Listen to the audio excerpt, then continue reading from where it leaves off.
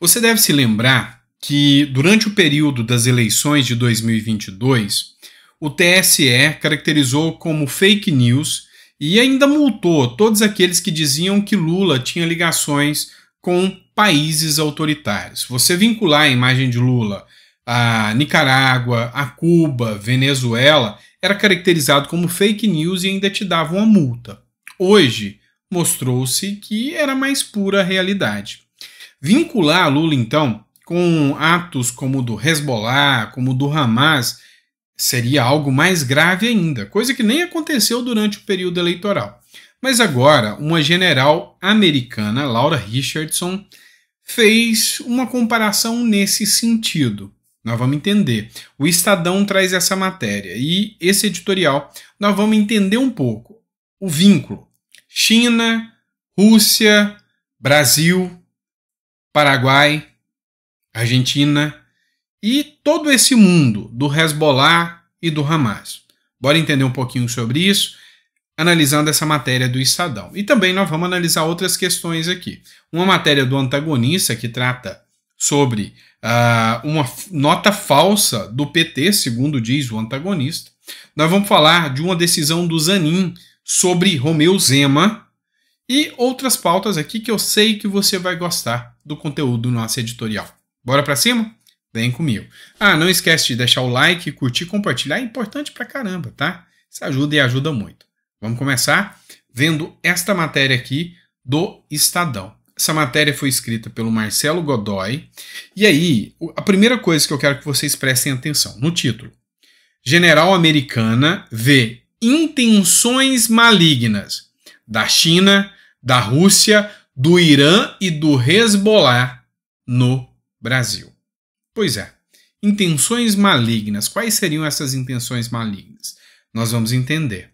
A grande questão que nós precisamos levantar aqui antes de adentrar nessa matéria do Estadão, nessa matéria da Cruzoé, até em algumas matérias, alguns editoriais da Globo News que a gente trouxe, matérias e editoriais do Metrópolis, a gente consegue perceber uma linha. E qual é essa linha? Ninguém está acreditando mais que o PT é pela democracia. Já não está colando mais. Todos esses editoriais são de críticas ferrenhas ao PT. O que me faz pensar que esse consórcio entendeu que não foi uma boa ideia colocar o PT no poder de volta. Bora entender isso aqui. Nós estamos falando aqui, primeiramente, da general Laura Richardson. Ela é conhecida já pela franqueza que ela tem, de como ela expõe os pensamentos, a preocupação do Comando do Sul, das Forças Armadas e dos Estados Unidos. Então ela é general americana. A grande questão é que ela deu uma entrevista, dessa vez para a Fundação para a Defesa da Democracia. E olha que ironia.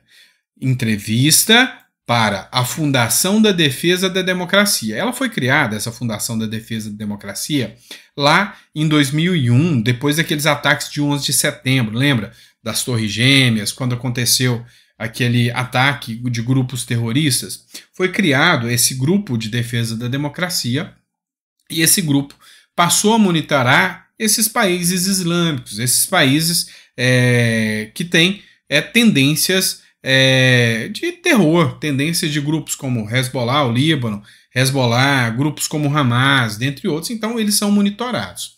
E aí o monitoramento deles chegou até o Brasil. Tá? Ela aproximou as ameaças dos competidores estratégicos dos Estados Unidos. E quais são os competidores? A China, a Rússia e o Irã, a representada pelo Hezbollah, a segurança do Ocidente. O evento aconteceu no dia 11, em meio à semana em que Israel foi atacado pelos terroristas do Hamas. A Laura Richardson mencionou 2 vezes o Brasil ao tratar das intenções malignas dos adversários e como o Brasil sendo um aliado desses países com intenções malignas. Abre aspas para a fala dela. As atividades do Hezbollah na América Latina, obviamente, são uma preocupação, afirmou a general. Hezbollah na América do Sul é quase sempre sinônimo da tríplice fronteira entre Argentina, Paraguai e Brasil. A citação ao grupo libanês aconteceu logo após ela listar movimentos da China e da Rússia na região, como a viagem de Sergei Lavrov, ministro das Relações Exteriores da Rússia, por Nicarágua, depois Venezuela, depois Cuba e em abril. Mas depois Lavrov também veio ao Brasil para reuniões e o presidente iraniano também veio ao hemisfério em junho, é o que lembrou Richardson.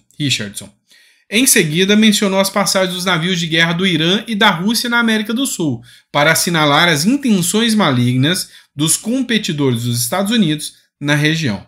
Navios de guerra iranianos que estão fazendo um giro global vieram para o hemisfério a partir do Pacífico e tentaram fazer escalas em inúmeras cidades que foram negadas, e a fragata acabou bem recebida no Rio de Janeiro. A general, por fim, advertiu: estamos vendo uma tendência de aumento de ações na região, também por parte de nossos concorrentes estratégicos. E, novamente, é muito preocupante. As falas da general seriam apenas mais uma forma de atrair atenção e recursos para seu comando? É possível?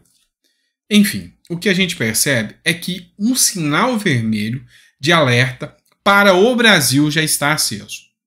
Não só para o Brasil, como países da América do Sul aqui, e a influência desses países, esses países autoritários, Rússia, China, Irã, aqui na região. Vamos lembrar que as eleições argentinas estão acontecendo. Foram pegos chineses com mais de 700 mil dólares amarrados no corpo. Logo próximo às eleições, será que seria para interferir? Milei está a um passo de ganhar essas eleições. Milei tem grande chance de conseguir vitória nessas eleições. E aí, seria mais uma influência da China? Como assim chineses com dinheiro amarrado ao corpo? Para quem? Para onde? Dólares? Então tem algo muito errado acontecendo. Os navios iranianos chegaram ao Brasil e foram muito bem recebidos. Pouco tempo depois, o Irã é bem recebido depois de um lobby do próprio Brasil para que ele entrasse no BRICS, que se tornou um grupo de ditadores. Essa é a grande verdade. E o Brasil está lá no meio. Então, esse sinal vermelho que foi aceso pelo governo norte-americano faz muito sentido. E aí, olha só essa outra matéria do antagonista para provar as intenções brasileiras e de qual lado o Brasil está. Cruzoé: para condenar Israel, PT inventa sequestro de civis. Essa denúncia é muito grave. Foi feita uma denúncia pela oposição, que foi publicada pelo jornal Gazeta do Povo, onde ele falava que membros da diplomacia israelense falou que o Brasil tenta fazer lobby em prol do Hamas num documento que ele enviou para a ONU. E olha só essa matéria aqui, ó, que diz a Cruzoé: na tentativa de igualar Israel ao Hamas, o partido descaradamente inventou fatos ao acusar o país de assassinatos, sequestros de civis e genocídios. E eu achei bem interessante. O Diretório Nacional dos Partidos dos Trabalhadores divulgou uma nova resolução sobre a guerra entre Israel e o grupo terrorista Hamas nesta segunda-feira. Na mensagem, o PT afirma que condena, desde sua fundação, todo e qualquer ato de violência contra civis, venha de onde vierem. Por isso, condenamos os ataques inaceitáveis, assassinatos e sequestros de civis, cometidos tanto pelo Hamas quanto pelo Estado de Israel, que realiza, neste exato momento, um genocídio contra a população de Gaza, por meio de um conjunto de crimes de guerra. Então, é o Partido dos Trabalhadores desrespeitando a autonomia de Israel e inventando situações que não cabe ao Partido dos Trabalhadores definir. Engraçado que, para o governo Lula e para o PT, eles sequer podem caracterizar o Hamas como um grupo de terror, um grupo terrorista, porque a ONU não definiu. Mas podem caracterizar sem qualquer apuração fática, sem qualquer dado, de que Israel está cometendo um genocídio e crimes de guerra. Engraçado isso, não é? A tentativa de igualar Israel ao Hamas já estava em outras mensagens de políticos de esquerda, como as do presidente Lula, mas dessa vez o PT descaradamente inventou fatos ao acusar Israel de assassinato e sequestro civis. Israel não assassinou nem sequestrou ninguém, muito menos está cometendo um genocídio na faixa de Gaza. Ou seja, hoje, eu fico pensando, o último editorial que eu fiz, você deve assistir, eu gravei há pouco tempo atrás, das 7 horas, eu falei sobre a Juliette, sobre o Carlinhos Maia, sobre o Luciano Huck, sobre o próprio Felipe Neto. Eu fico pensando como deve estar a cabeça desses influenciadores que defenderam o PT, falando que era pela democracia, e agora vendo eles passando pano para terroristas. Porque eu não vi nem o Felipe Neto falando que apoia o Hamas, pelo menos eu não vi. Eu não vi nem o Carlinhos Maia, nem o Luciano Huck, nem a Juliette. Não vi nenhum desses falando, não, o PT tá certo, tem que apoiar, viva... Não, eles não são radicais. Mas eles acreditaram na narrativa e estão caindo em si. Estão caindo em si. Vamos mudar de assunto agora, outra pauta que é interessante. Esse vídeo não vai ficar muito extenso, não, mas nós precisamos tratar de mais uma pauta agora importante. Zanin, o ministro do STF, que foi indicado por Lula, que era advogado do Lula, você deve lembrar muito bem do Zanin, tá? E é um homem até coerente, até me pegou de surpresa, é coerente dentro do STF. Zanin pede explicação sobre aumento de salário de 300% de Zema. Então, eu preciso falar sobre isso aqui com vocês. Confederação de Carreiras de Estado contesta a legalidade do aumento do governador de Minas Gerais aprovado pela Assembleia Legislativa. Tá? O que aconteceu aqui? E por que eu preciso falar sobre isso aqui? Porque eu sou um cara que sou fã do trabalho do Tarcísio e do Zema. Eu gosto muito do trabalho deles. E eu não estou aqui para passar pano, mas eu estou aqui para falar daquilo que eu acho coerente ou não. Realmente, pega mal você aumentar o salário em 300%? Sim, pega mal. Mas o que aconteceu? 2 pontos precisam ser lembrados, porque a turma petista está usando esse argumento aqui de forma maldosa, ardilosa, e eu preciso esclarecer para vocês. Primeiro ponto, o salário de Zema era o menor de todos. Zema recebia R$10 mil. Nos primeiros 4 anos de governo, o salário de Zema era R$10 mil. E o que Zema fez agora foi aprovar uma lei que equiparava o seu salário juntamente com os demais governadores, ou seja, igualou. Então o salário do governador mineiro era o menor. Durante 4 anos, Zema não mexeu nisso, manteve em R$10 mil. Tá? E agora houve um aumento de salário. O segundo ponto que a gente precisa esclarecer. Foram 4 anos de mandato do governo Zema. Tá? 4 anos de mandato. A grande questão é que ele doou todos os salários até agora. Então, os primeiros 4 anos foram de salários baixos e doados. E, segundo informações que a gente teve, inclusive da própria assessoria do Zema, ele continua doando esse salário. Primeiro ponto. É um aumento escrachante? Também acho que ele não deveria ter aumentado. Até porque se ele promete conter os gastos públicos, é por aí que se vai. Vamos lá, quer aumentar? De 10 para 12, 13, 14, no máximo. Não concordo com o aumento para quase 30, 27 mil e pouco. Tá? Não concordo. Também acho que ele errou nisso. Tá? Acho que ele deveria, ele mesmo, ter vetado esse aumento aí. Por quê? Porque no próximo vai ser outro cara, e esse outro cara pode não doar, vai receber o salário. E isso veio de uma sanção do Zema. Tá errado. Mas o que precisa ser analisado também é essa outra matéria. O Zema propõe agora um congelamento de salário de servidores de Minas Gerais por 9 anos. Ou seja, é uma reforma administrativa onde ele quer o congelamento de salários porque ele debate que o funcionalismo público tem salários altos e a depender da situação, ele tenta chegar até a 12 anos de congelamento de salários. É uma medida que eu apoio? Sim, eu apoio. Eu acho que parte do funcionalismo público tem salários altos, sim. Se for comparar com a iniciativa privada, tem privilégios, sim.